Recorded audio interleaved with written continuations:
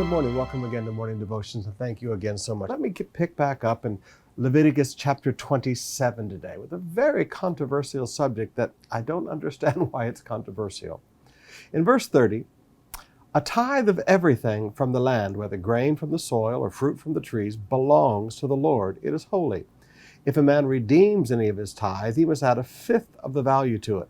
The entire tithe of the herd and flock, every 10th animal that passes under the shepherd's rod, will be holy to the Lord. Now, first of all, tithing is not a part of the law. It's in the law, but it did not originate in the law. So when we say we've been redeemed from the law, it doesn't mean that we've been redeemed from tithing. I teach you every year during tithing week that the tithe originated in the garden, where God set apart one thing and said, that is mine, everything else is yours, but respect my authority in your life, and that is mine.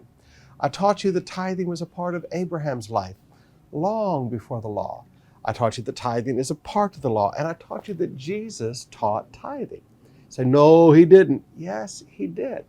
Remember when he said a tithe, you tithe in mint, dill, and cumin, but you neglect the weightier matters of the law? He said, you should do the former without neglecting the latter. In other words, don't neglect tithing.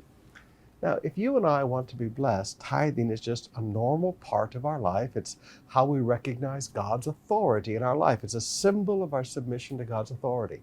A tithe of all of the profit, a tithe of all of the income, a tithe of all of the increase, not a tithe of everything you own, a tithe of the increase.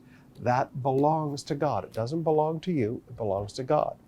Now, to me, that's a great trade, because God says, all right, I'm going to bless the work of your hands. I'm going to prosper you. I'm going to give you increase. And 10% of it belongs to me. You say, well, God, what do you do with your 10%? God takes that tithe and then uses it to provide spiritual leadership over our lives. He said, I love you so much. I want to make sure we stay close. So I'm going to take what belongs to me and I will support spiritual leadership in your life. This is why I teach people, you don't support the pastors. God supports the pastors to take care of you. God uses what belongs to him to take care of you. But let me clear up one misunderstanding in this passage, where it talks about if you redeem any of the tithe, you must add a fifth of the value to it, 20%. Now, I hear preachers taking this verse and using this to proof text a doctrine that they have, that if you don't pay your tithe on time, then you have to add 20% to it. You know, God is not interested in you. God is not a bill collector, okay? That's not who God is. If you've sinned, if you've done wrong, and you've not been a tither, he's not asking you to go back and add a 20% interest to it. He just says, repent, and as Jesus says, go and sin no more. Now, if you're listening to me today and you have not been a tither, whatever church you belong to, next week, you need to start returning the tithe to God so that there can be food in his house, so that he can provide all the spiritual leadership he wants to provide for your life.